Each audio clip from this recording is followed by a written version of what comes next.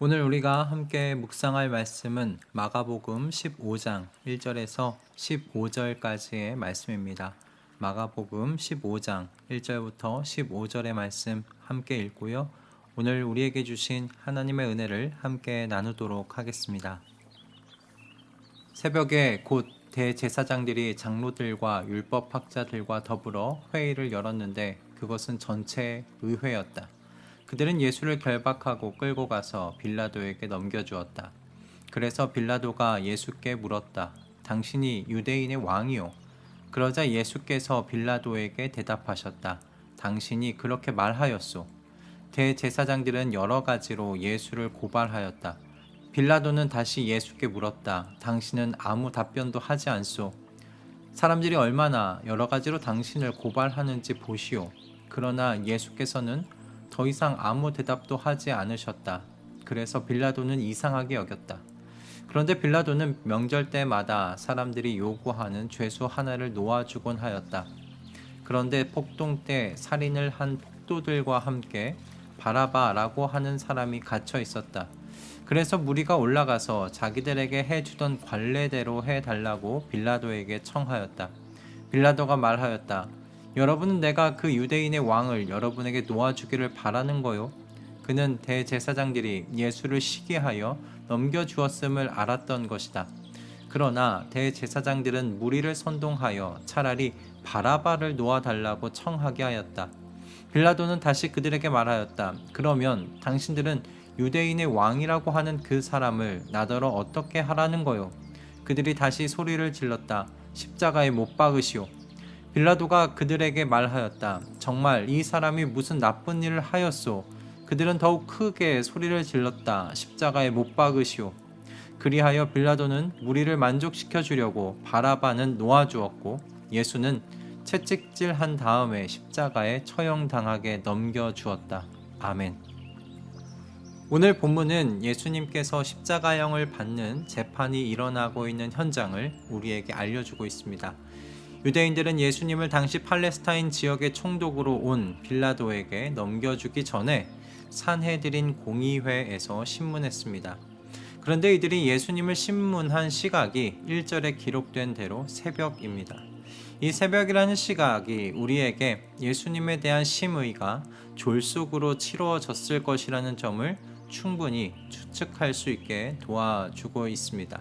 당시 유대인들의 산헤드린 공의회에는 사형 선고를 내릴 수 있는 권한이 없었기 때문에 총독 빌라도에게 넘겨주기 전에 신성 모독에 대한 죄를 억지로 끼워 맞추기 위해 밤새 졸속으로 심의를 치르고 해가 뜨자마자 예수님을 빌라도 앞으로 인도해 간 것이죠.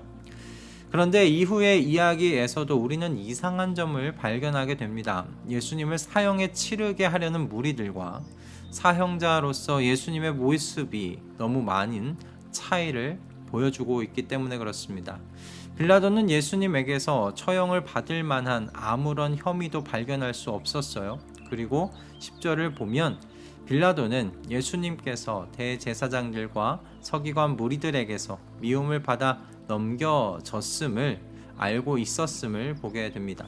그래서 빌라도는 예수님을 풀어주기 위하여 여러 방면으로 애를 썼습니다. 이 정도면 예수님께서 무죄를 주장하시며 목소리를 높이실 만도 할 것 같습니다. 그리고 만약 그렇게 하셨다면 재판의 결과에 충분히 영향을 주실 수 있으셨을 겁니다. 그러나 예수님께서는요, 자신의 재판임에도 불구하고 오늘 이야기에서 침묵하십니다. 대신에 예수님을 죽이려는 무리들의 목소리로 가득한 것을 볼 수가 있습니다. 당시에는 빌라도가 명절 때마다 정치적 사면과 죄수를 풀어주는 호의를 보이는 연례 행사가 있었습니다. 그래서 빌라도는 이것을 빌미로 예수님을 풀어주려고 했지만 오히려 대제사장의 선동에 의하여 무리들은요, 바라바라는 인물을 놓아주고 예수님은 십자가에 못 박으라 요구합니다. 아마 이곳 재판장은 예수님을 십자가에 못 박으라는 무리들의 함성으로 가득했을 것 같습니다. 그러나 아무 죄가 없으신 예수님은 이런 무리들을 쳐다보시며 그저 침묵으로 일관하십니다. 하나님의 아들께서 조용히 십자가 앞으로 자신의 사명을 이루시기 위하여 묵묵히 걸어가고 계신 모습입니다. 이 장면을 읽을 때마다 C.S. 루이스의 사자, 마녀, 그리고 옷장이라는 그 영화의 한 장면이 떠오릅니다. 이 영화에서 아슬란이라 불리는 사자는 예수 그리스도를 상징하고요. 그리고 마녀는 사탄을 상징합니다. 이 아슬란은 나니아라는 곳에 옷장을 통해 오게 된 4명의 주인공 중 한 인물의 생명을 살리기 위하여 자신을 희생하는데요. 이 나니아법에 의하면 생명은 생명으로만 구할 수 있기 때문에 그렇습니다. 그렇게 죽음의 신탁 위로 올라가는 아슬란 주변에는요, 마녀를 따르는 무리들이 축제를 펼칩니다. 승리를 거뒀다는 것이죠. 아슬란만 없으면 나니아라는 이 세계에서 마녀를 대항할 수 있는 존재는 없었기 때문입니다.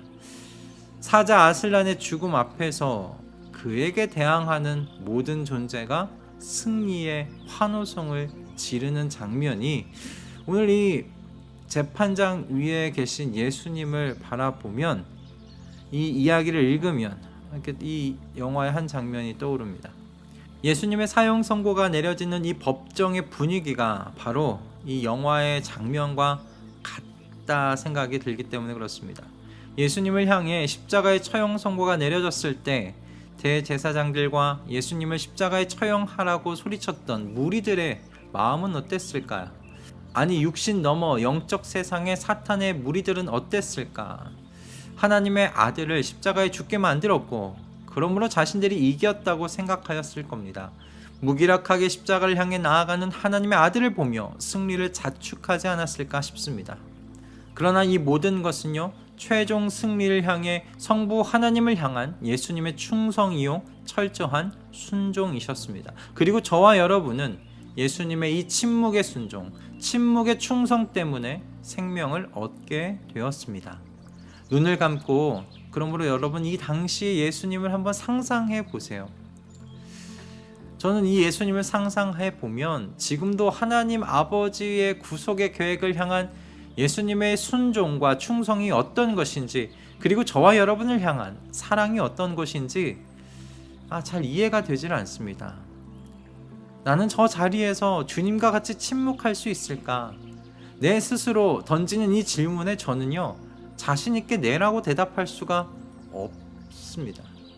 그래서 나의 운명이 결정되는 저 자리에서 침묵하시며 하나님의 뜻을 이루시는 주님을 보며 많은 생각을 하게 되는 겁니다. 그 많은 생각 중에 한 가지는 이것입니다. 예수님의 침묵에는 이루 말할 수 없는 값이 매겨져 있구나라는 것이에요. 수많은 시대에 수많은 하나님의 백성의 생명을 구하시는 값이 오늘 이 주님의 침묵이라는 것이죠. 우리 믿음의 선배들의 생명이 지금 이곳에서 주님께서 침묵하셨기에 구속되었고, 저와 여러분의 생명도 오늘 이 주님의 침묵으로 인하여 구속되었다라는 겁니다. 이사야 53장에 나온 고난받는 종의 모습 그대로를 이루신 주님이십니다. 이사야서 53장의 말씀입니다.